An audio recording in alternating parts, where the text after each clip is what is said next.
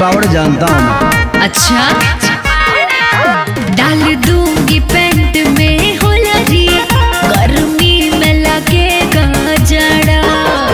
ओए मायू, अरे भूल के नाता पाता अच्छा हम धमाल करेंगे।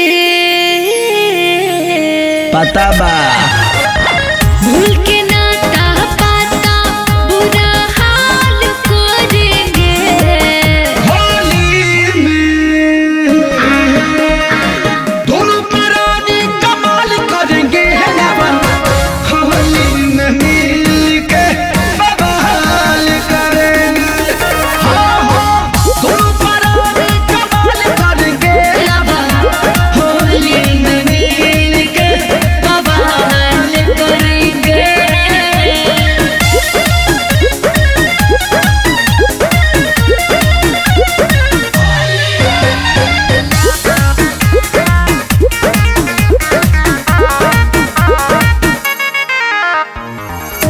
बिना रे पिया हमें तो तेरे गाँव आई जानो, तुझे कारण ढेर लोग के दुश्मन बनाएंगे जानो। छोड़ा फालतू हमारा। पहिले तू हमरे रहू, अब हमरे रहू।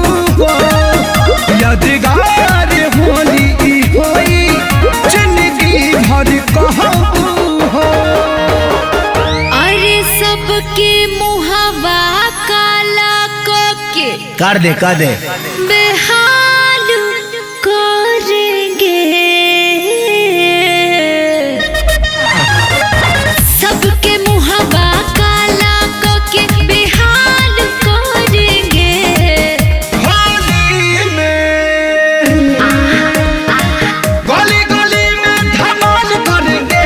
आवा होली में मिल के बवाल करेंगे। हाँ हाँ, दोनों परानी कमाल करेंगे। होली में मिल के बवाल करेंगे।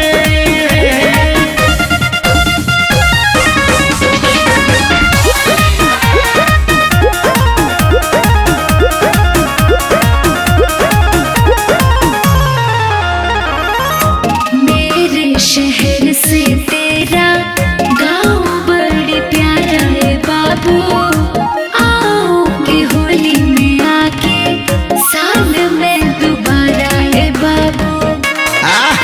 चल भांग के नशे पहला खाना गरम बुआ। कल भोरे उठी के कही हो, जो हुआ ठीक हुआ। अरे रे रे रे, ऐसी गलती हम तो कैसे गलती? अरे यही वाली सालों साल करेंगे। चलो मिल के करते हैं। चलो ऐसी गलती